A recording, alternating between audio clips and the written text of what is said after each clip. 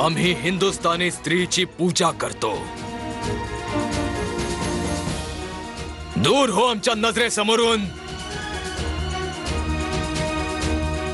हीच गोष्ट जर तुम्ही फिरंग्यांनी झांसीत केली असती ना, उलट लटकवून चामडी सोडली असती तुमची.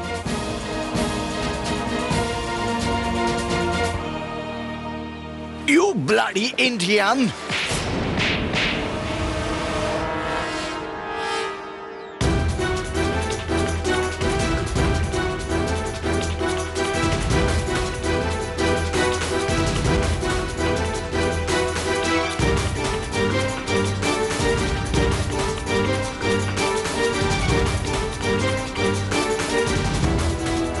Leave me!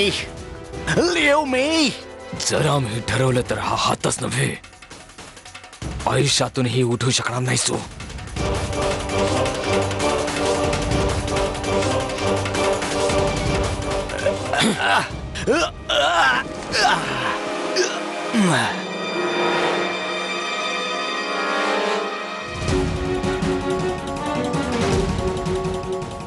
तुम्हा फिरंग्यांचं साहस इतकं वाढलं, तेही आमच्या समक्ष.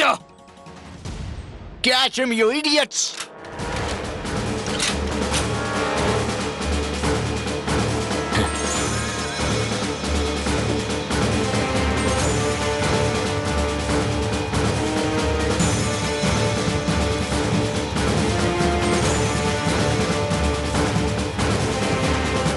You bloody Indian! आता आपल्या गॉडला आठवतो. ब्रिटिश गव्हर्नमेंट ऑफिसरवर हात उचलतो. आता बघ, शूट हिम. थांबा. आपापल्या बंदुका खाली टाका.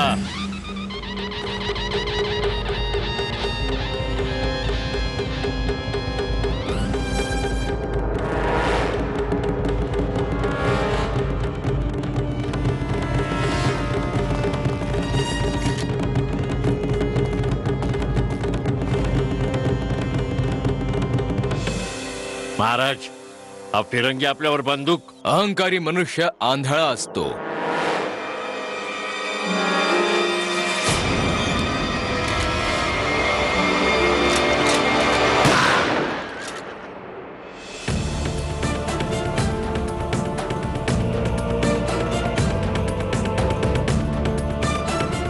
यांना हकला आमच्या नजरेच्या समोरून. चुपचाप इथून निघून जा, नाहीतर एकेकाचे मुडदे पाडीन तुमचे. जा.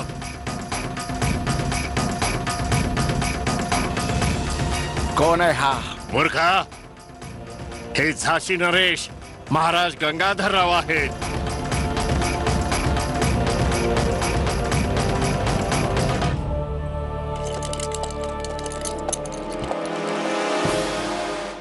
तात्या गुरु,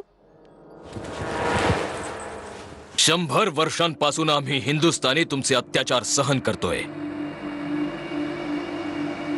परंतु सहनशीलतेची पण एक सीमा असते.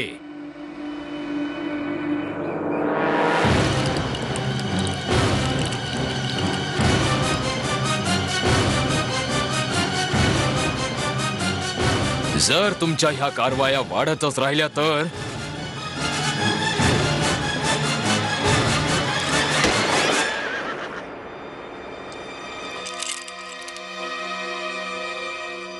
जा.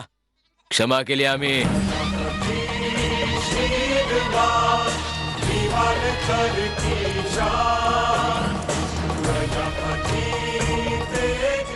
चला.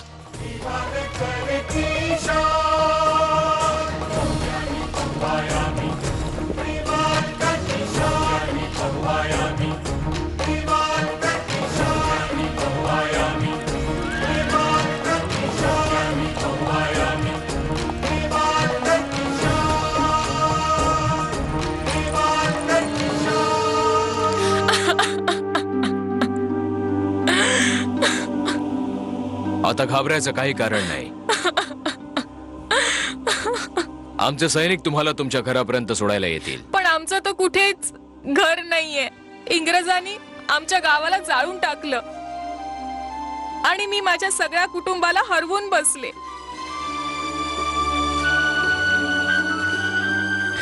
आणि हे इंग्रज मला घाबरू नकोस, तू आम्हाला शरण आली आहेस.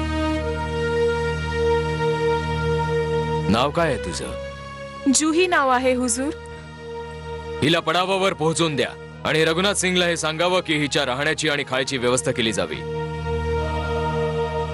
ह्यापुढे ही झांसीत राहील.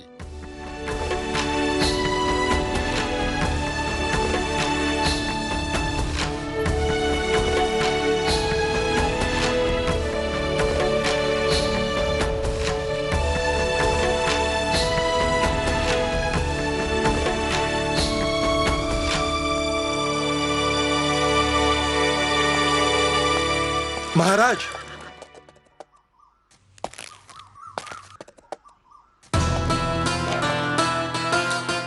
प्रणाम महाराज. महाराज, आपले हे रूप पाहून सेवक आपल्या समोर नतमस्तक झाला आहे. काय आपण आधी कधी भेटलोय? जी नाही महाराज. श्रीमंत सरकार बाजीराव पेशव्यांच्या दरबारातील मी एक साधारण असा चाकर आहे. नाव आहे तात्या टोपे. नाव कुठेतरी ऐकल्यासारखं वाटतंय. आमच्या इथे पण एक तात्या आहेत. त्यांच्या व्यक्तिमत्वातून ब्राह्मणत्व स्पष्ट दिसत असतं. पण आपली वेशभूषा पाहून आम्हाला असं वाटतंय की जणू रणभूमीवर कोणी योद्धा उभा आहे. ही तर आपली महानता आहे महाराज. अन्यथा हा सेवक तर जावळेकर परिवाराचा एक साधारण सदस्य आहे. आपल्याला भेटून आम्ही प्रसन्न झालो. महाराज, मणिकर्णिका मला तात्या गुरु नावाने संबोधित करत असते. आम्ही वीरांचा सन्मान करतो तात्या गुरु.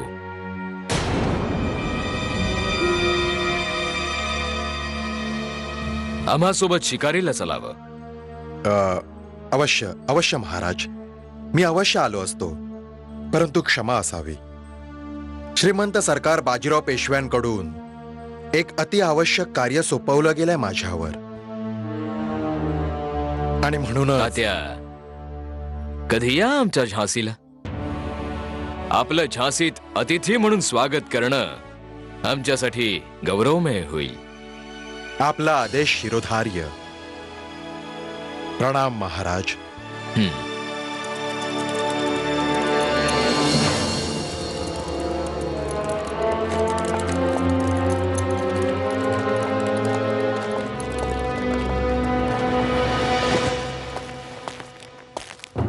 आम्ही हिंदुस्थानी स्त्रीची पूजा करतो.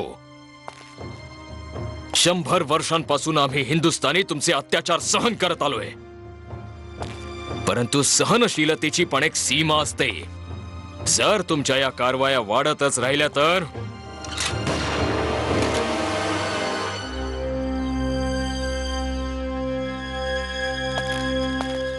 मनू. तात्या गुरु, तात्या गुरु, अप्पांनी आमचा विवाह निश्चित केलाय आणि आम्हाला विवाह करायचा नाहीये. का का करायचं नाहीये? कारण की ते मनू, मी तुला आधीच सांगितलंय, कधी कधी जे दिसत असतं ते तसं नसतं आणि जे असतं ते कधीच दिसत नसतं. आज महाराज गंगाधर रावांना रणसिंहाप्रमाणे त्या फिरंग्यांच्या विरुद्ध उभे पाहून मी अचंबित झालोय. म्हणून प्रत्येक माणसात चांगुलपणा तसेच वाईटपणा असतो, परंतु जी विशिष्ट व्यक्ती असते त्याच्या चांगुलपणाकडे कमी आणि वाईटपणाकडे जास्त पाहिलं जातं. म्हणून मी सगळं समजू शकतो की तुझं सगळं ध्यान तुझ्या लक्ष्यावर केंद्रित आहे, परंतु जीवनसाथीसाठी चांगुलपणा आणि वाईटपणा दोन्ही गोष्टी आत्मसात कराव्या लागतात. तेव्हा दोन्ही गोष्टी दोस्त बनून जातात. म्हणू तुझं आणि माझं केवळ एकच स्वप्न आहे की कशा प्रकारे या फिरंग्यांना आपल्या मातृभूमीतून उखडून बाहेर फेकलं जाईल. पण स्वप्न तेव्हा पूर्ण होतात जेव्हा शक्ती प्राप्त झालेली असते.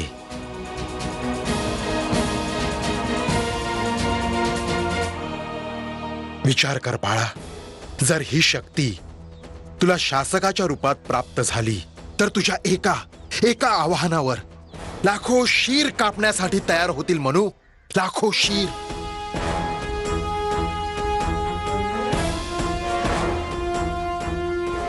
आज महाराज गंगाधर रावांनी ज्या प्रकारे या फिरंग्यांशी वर्तन केलंय त्याने आम्ही आश्वस्त झालो आहोत की हा राजा अन्य शासकांप्रमाणे या फिरंग्यांचं दास्यत्व स्वीकार करणारा नाहीये.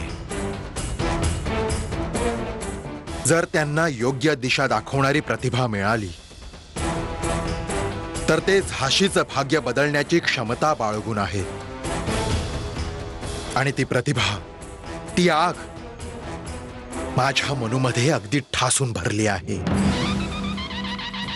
तुला कळतं ना बाळा मी काय म्हणतोय ते? म्हणून अशा संबंधांचा प्रस्ताव ईश्वरीय वरदान आहे. कदाचित देवता देखील तुझ्याच हातांनी आपल्या मातृभूमीचा उद्धार करू इच्छितात. म्हणूनच हा प्रस्ताव पाठवलाय. म्हणून या प्रस्तावाला नाकारू नकोस. अशी सोन्याची संधी आपल्या हातून जाऊ देऊ नकोस.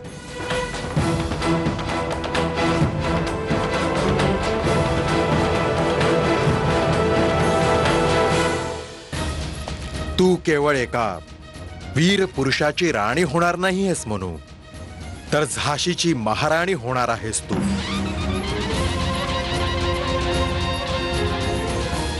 झाशीची महाराणी.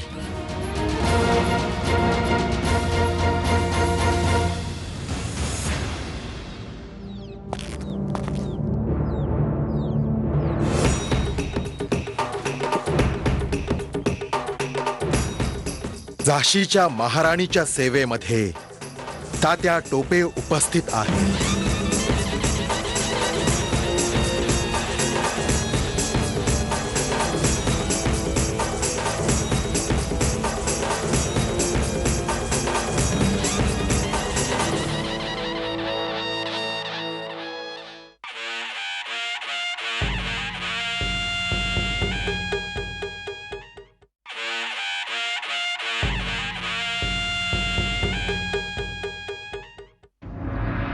नाही नाही वहिनी साहेब, अवश्य मनू आपल्या विवाहाची वार्ता ऐकून विचलित झाली असेल, ज्या कारणाने ती त्या विशिष्ट प्रसंगी तिथे उपस्थित नव्हते. परंतु बाजीराव, मनुशी मी स्वतः बोलले होते. त्यावेळी हा आभास नाही झाला की या संबंधामुळे मनू अप्रसन्न आहे. ती कोणी सामान्य कन्या नाहीये वहिनी साहेब. तिच्या भावनांना जाणणं तर फारच कठीण आहे. हा चूक तर आपलीच झाली आहे. आम्ही तिला एकदा पण नाही विचारलं.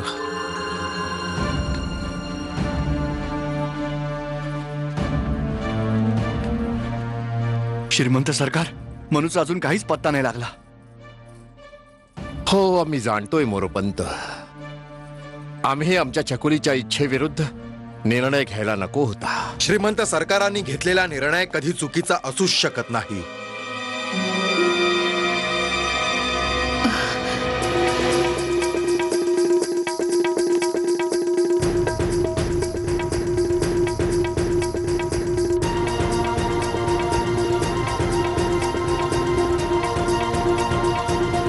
अगं चकुली, मनू, कुठे गेली होतीस तू? अगं किती शोधलं तुला. वहिनी साहेब, श्रीमंत सरकार, मनू भावूक झाली होती. इंदुताईंना निरोप द्यायचं साहस तिच्याने होत नव्हतं. म्हणून एकटीच महालाच्या मागे जाऊन रडत होती. हे देवा, आम्हाला तर वाटलं की आपल्या विवाहाची वार्ता ऐकून आमची छकुली आम्हावर रुसली आहे. श्रीमंत सरकार, आपल्या मनूला हा विवाहाचा प्रस्ताव सहर्ष स्वीकारार्ह आहे. काय?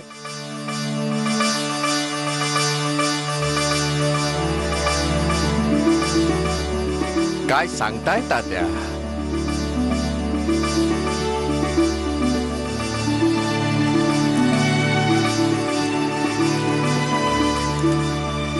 छकुली, तुला हा संबंध स्वीकार्य आहे ना?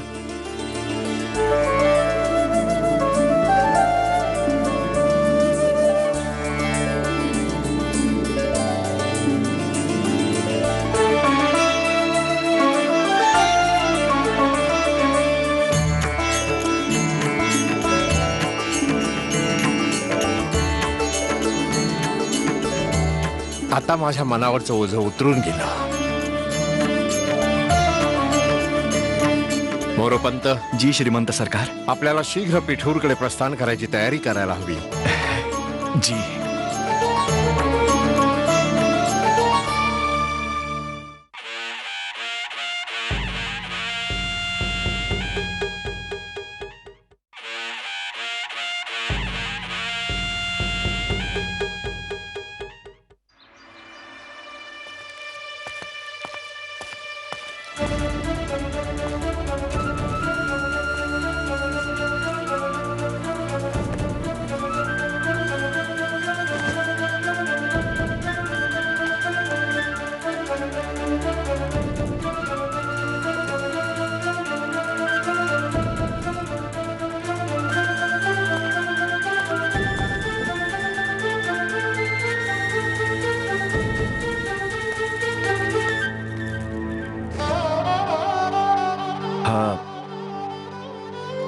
हा तुझ्या आईच्या लग्नातला शालू आहे. ह्याशिवाय मी तुला काहीच देऊ शकत नाही. आप्पा, आप्पा,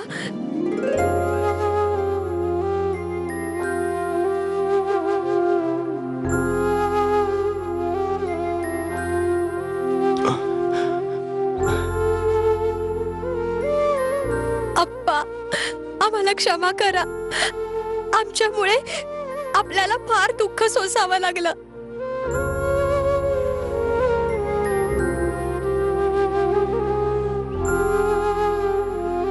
मनो, बाळा, आम्ही सर्वजण काळजीत पडलो होतो. अगं, इंदू बेटीला निरोप द्यायच्या वेळी तू कुठे निघून गेलीस? आप्पा, तेव्हा आम्हाला काहीच सुचत नव्हतं. परंतु तात्या गुरुंनी आमच्या मनातला गुंता सोडवला. त्यांनी आम्हाला महाराज गंगाधररावांच्या बाबतीत त्या गोष्टी सांगितल्या ज्या मलाही ठाऊक नव्हत्या.